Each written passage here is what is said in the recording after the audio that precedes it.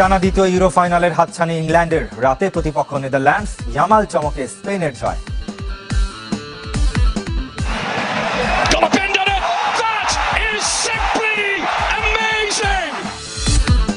Copa আমেরিকায় ভোরে Colombia Uruguay high voltage semifinal, Di মারিয়ার জন্য শিরোপা জিততে চান মেসি। পাইপলাইন মজবুতে এইচপি ক্রিকেটারে নজর বিসিবির, অস্ট্রেলিয়া সফর প্রমাণের মঞ্চ।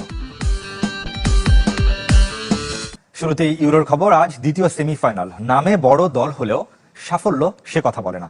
এমন দু দলের দেখা হচ্ছে রোড টু ফাইনালের পথে। ইংল্যান্ড নেদারল্যান্ডস কেউই বিশ্ব কিংবা মহাদেশীয় শ্রেষ্ঠত্ব জেতে না অনেক অনেক বছর হলো। ডাচদের সামনে 3 দশকের অপেক্ষা ঘোচানোর পালা। আর ইংলিশরা গতবারও ফাইনাল খেলেছিল কিন্তু জিততে পারেনি ট্রফি।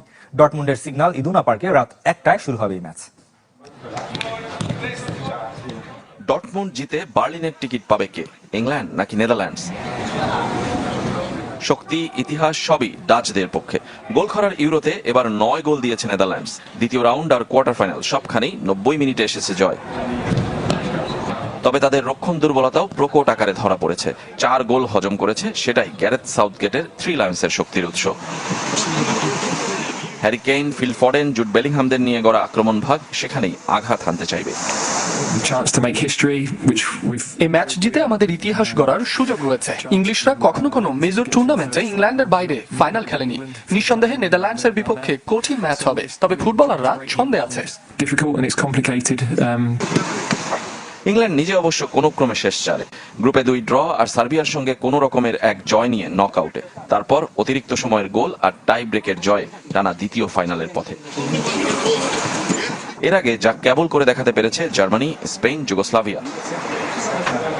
বিপরীতে 1988 সালের পর প্রথম ফাইনালের হাতছানি ডাচদের। ইউরোয় আগের 5 সেমির 4টিতে হার, সবশেষটাও 20 বছর আগে। লড়াইটা দু দলের, কিন্তু এক বিন্দুতে মিলেছে ইংলিশ প্রিমিয়ার লিগের কল্যাণে। ইংল্যান্ডের প্রায় সবাই ইংলিশ লিগে খেলেন, ডাচদের ক্ষেত্রেও যা সমান তালে 7 জন খেলেন ইপিএল। সাউথগেট যে কৌশলে খেলুক আমরা প্রস্তুত।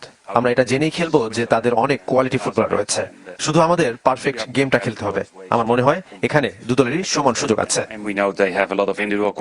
সেই অভিজ্ঞতা ভাগাভাগি করে নিতে চাইবেন নাথান আকে, কোডি গাকপোরা। 3 গোল করে আরো 3 জনের সাথে সর্বোচ্চ গোলদাতা লিভারপুল তারকা। বিগ ম্যাচের আগে ভিন্নধর্মী ধর্মীয় অনুষ্ঠানের আয়োজন করে অনুপ্রেরণা দিতে চেয়েছেন সতীর্থদের। 2019 সালে সবশেষ দু দলের দেখা হয়েছিল নেশনস লিগের সেমিতে। সেবার ডাচদের কাছে হেরেই বিদায় নিয়েছিল 3 লায়ন্স। দু দলের 22 দেখায় 7-6 ব্যবধানে এগিয়ে নেদারল্যান্ডস। ড্র হয়েছে 9 ম্যাচ। ইংল্যান্ড হেড কোচ হিসেবে সেঞ্চুরি ম্যাচ পার করা সাউথগেট 101 নম্বর ম্যাচটাকে নিশ্চয়ই রাঙিয়ে রাখতে চাইবেন। কোমেন কি আর সেটা এত সহজে হতে দেবেন? এদিকে ইউরোর ফাইনালে স্পেন ফ্রান্সকে হতাশার নীলে ডুবিয়ে পঞ্চমবার শিরোপার মঞ্চে দে লা ফুয়েন্তে শিষ্যরা জিতেছে 2-1 গোলে। বিশ্ব কাঁপছে 16 বছরের এক মুসলিম কিশোরকে নিয়ে। ওয়ান্ডার বয় লামিন ইয়ামাল আলোচনার ঝড়, ইউরো সেমিতে সবচেয়ে কম বয়সী ফুটবলার হিসেবে গোল করায়। ছোট হওয়ার বড় জ্বালা জ্বলছেন লামিন ইয়ামাল, জ্বালাচ্ছেন সবাইকে। তার পারফরমেন্সে উড়ে গেছে ফ্রান্স, জিতেও বিপদে স্পেন জরিমানা গুনতে গুনতে। এখন পর্যন্ত প্রায় $50,000 দিতে হয়েছে জার্মানিকে। সামনে আরও দিতে অবশ্য আপত্তি নেই। মাত্র 16 বছর বয়স, ইউরো ফাইনালের আগের দিন পূর্ণ করবেন 17তম জন্মদিন। জার্মানির শ্রমিক আইনে 18-র নিচে রাত 8টার পর কেউ কাজ করতে পারবে না। আর যদি সেই শ্রমিক হয় খেলোয়াড়, তাহলে কিছুটা ছাড় রাত 11টা পর্যন্ত। এবারের ইউরো হচ্ছে জার্মানিতে, আর খেলাগুলোও শুরু হয় রাত 9টায়, শেষ হতে হতে রাত 11টা পেরিয়ে যায়। ফ্রান্সের বিপক্ষে ইনজুরি সময় তুলে নিয়ে জরিমানা এড়িয়েছে লা রোহা ফিউরিরা। অন্য ম্যাচগুলোতেও একই কৌশলের আশ্রয় নিয়ে 90 মিনিটের আগেই মাঠ থেকে তুলে নিয়েছেন কোচ।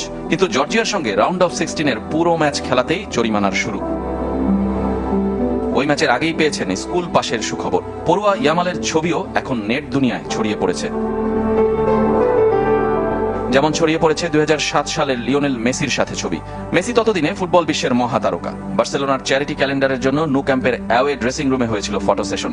যাকে কোলে নিয়ে ছবিটা তুলেছিলেন মেসি, তখনও জানতেন না সেই ক্লাবই মাতাবেন লামিন ইয়ামাল। 16 বছরের মধ্যে সেটাই বাস্তব। হয়ে উঠেছেন ফুটবল দুনিয়ার ওয়ান্ডার বয়। শেষ বাঁশি বাজার পর সবচেয়ে বেশি আনন্দ লাগছিল। স্বপ্নটা সত্য হয়েছে, জাতীয় দলের হয়ে ফাইনাল খেলা। যদিও আমার মা বলেছে এটা তার স্বপ্ন। আমি দারুণ খুশি ইউরো সেমিফাইনালে গোল করতে পেরে, আর সেটা ফ্রান্সের বিপক্ষে হয়। মুসলিম ইয়ামালের বাবা মরক্কান আর মা ইকুয়েটরিয়াল গিনির, তবে তার জন্ম স্পেনে। মঙ্গলবার ছেলের কীর্তি মাঠে বসে দেখেছেন বাবা মুনির নাসরাউই। ম্যাচ শেষে ম্যাচ সেরার সাথে একটা ছবিও পোস্ট করেছেন সামাজিক যোগাযোগ মাধ্যমে। কোপা আমেরিকার খবর জানাবো। কাল দ্বিতীয় সেমিফাইনালে নামবে উরুগুয়ে এবং কলম্বিয়া। দুদলই আসলে অপরাজিত, এমনকি সবচেয়ে বেশি গোলও এই দুদলের। নর্থ ক্যারোলিনার ব্যাংক অফ আমেরিকা স্টেডিয়ামে ভোর 6টায় শুরু হবে এই ম্যাচ। এবার কোপা আমেরিকায় দর্শকরা আকৃষ্ট হয়েছে উরুগুয়ে কলম্বিয়ার খেলায়।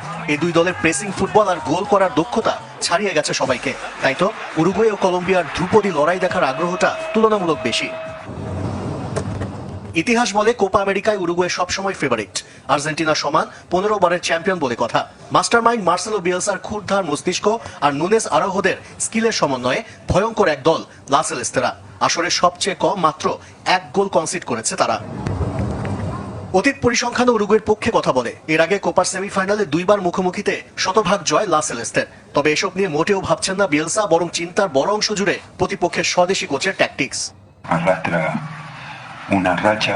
তাদের দারুণ একজন কোচ রয়েছেন, যিনি সবসময় সৃজনশীল মাঠে প্রভাব বিস্তার করতে চান।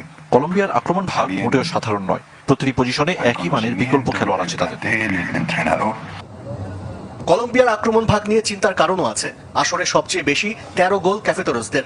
আসরে দুদলই অপরাজিত, তবে কলম্বিয়ার আনবিটার রেসটা বেশি বড়। 27 ম্যাচ ধরে হারে না লরেঞ্জো শিষ্যরা।